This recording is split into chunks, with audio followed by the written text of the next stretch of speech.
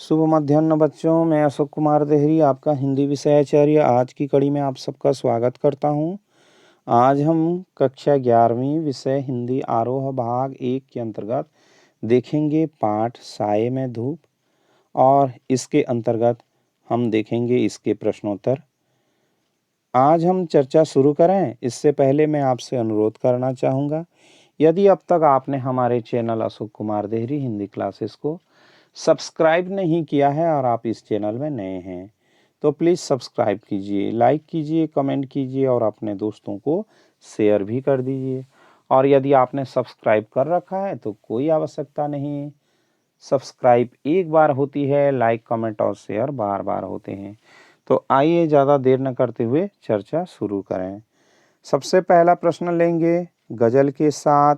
पहला प्रश्न है, आखिरी शेर में गुलमोहर की चर्चा हुई है, क्या उसका आशय एक खास तरह के फूलदार वृक्ष से है या उसमें कोई सांकेतिक अर्थ निहित है? समझाकर लिखें। तो इसका जवाब इस प्रकार से होगा, गुलमोहर एक फलदार वृक्ष है, यहाँ सपनों के भारत का प्रतीक बनकर प्रयुक्त हुआ है। कवि ऐसे भारत के लिए जीना चाहता है जो आदर्श है, मनोरम है, सुखद है। इसके लिए यदि उसे बेघर बार भी होना पड़ जाए तो भी वह इन सपनों को पूरा करना चाहेगा। वह घोर अत्याचारियों से संघर्ष करते हुए मरना चाहेगा। दूसरा प्रश्न लेते हैं। पहले शेर में चिराग शब्द एक बार बहुवचन में आया है और दूसरी बार एक वचन में।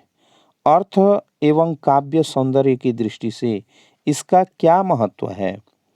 तो दूसरे प्रश्न का भी उत्तर ढूंढ लेते हैं। दूसरे प्रश्न का उत्तर इस प्रकार होगा, चिराग शब्द का शाब्दिक अर्थ होता है रोशनी अथवा दीपक और दोनों बार यह रोशनी के लिए प्रयुक्त हुआ है। पहली बार आया है चिरागा, शब्द बहुवचन है, अतः इसका अर्थ था बहुत सारी सुख सुविधाएं उपलब्ध करवाना। दूसरी बार एक वचन में प्रयुक्त हुआ है, इसमें इसका अर्थ है सीमित सुविधाएं मिलना। दोनों का अपना महत्व है। बहुवचन के रूप में यह कल्पना को बताता है, जबकि दूसरा यह यथार्थ को दर्शाता है। कवि ने एक ही शब्द का प्रतीकात्मक व लाक्षणिक शब्द प्रयोग करके अपनी अद्भुत कल्पना क्षमता का परिचय दिया है। तीसरा प्रश्न लेते हैं। गजल के तीसरे शेर को गौर से पढ़ें। यहाँ दुष्यंत का इशारा किस तरह के लोगों की ओर है? तो तीसरा प्रश्न का जवाब इस प्रकार है। तीसरे शेर में कवि ने उन संतोषी, उत्साहहीन और दीनहीन लोगों की ओर संकेत किया है जो हर विपत्ति को सहन करने के लिए तैयार हैं। वे पूरी तरह भाग्यवादी बन चुके हैं। वे जितना मिले उसी में संतोष कर लेते हैं।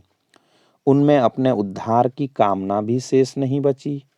राजनेता व अफसरशाही जनता की इस उदासीनता का लाभ उठाकर उसका शोषण करते रहते हैं।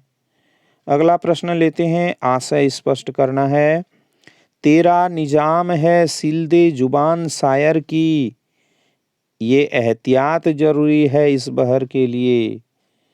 इसका अर्थ इस प्रकार से है। प्रस्तुत पंक्तियों में या प्रस्तुत पंक्तियों का आशय है कि शासक वर्ग अपनी शक्ति का गलत प्रयोग करके किसी की भी जुबान पर अर्थात बोलने पर पाबंदी लगा सकता है।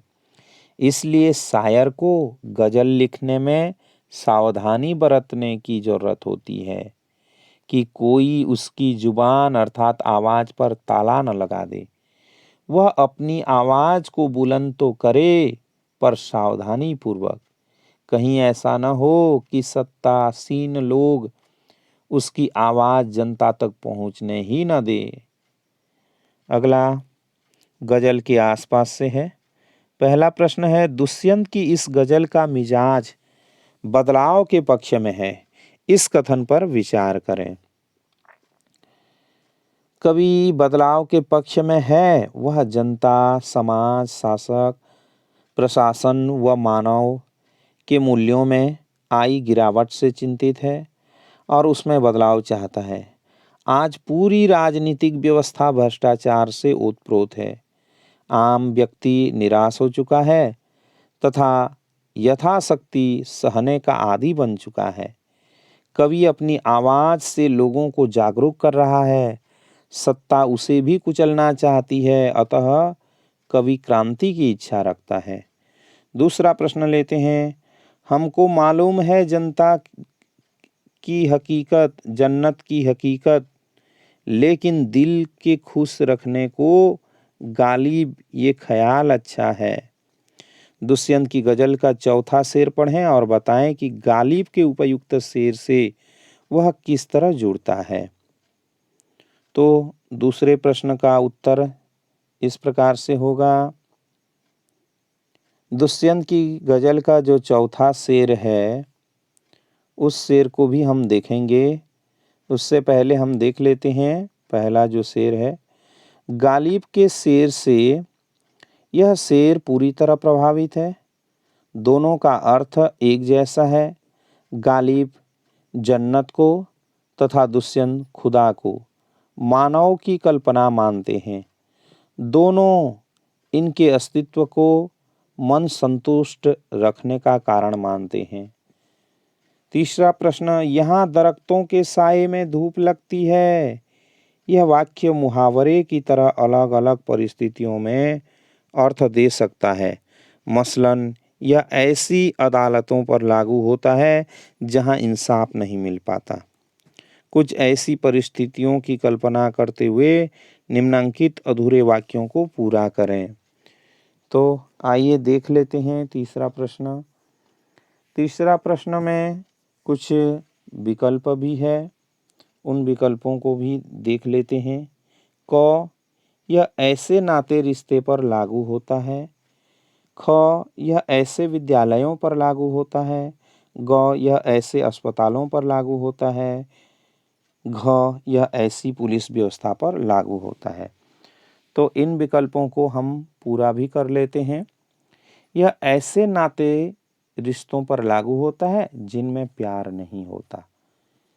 ख, यह ऐसे विद्यालयों पर लागू होता है जहां विद्या के नाम पर अविद्या सिखाई जाती है। ग, यह ऐसे अस्पतालों पर लागू होता है जहां इलाज की जगह रोग बढ़ता है। घ, यह ऐसी पुलिस व्यवस्था पर लागू होता है जहां सुरक्षा के बजाय भय मिलता है। तो आज के लिए इतना ही। आशा करता हूँ आज का वीडियो आपको ज़रूर अच्छा लगा होगा। वीडियो को शुरू से अंत तक देखने के लिए धन्यवाद।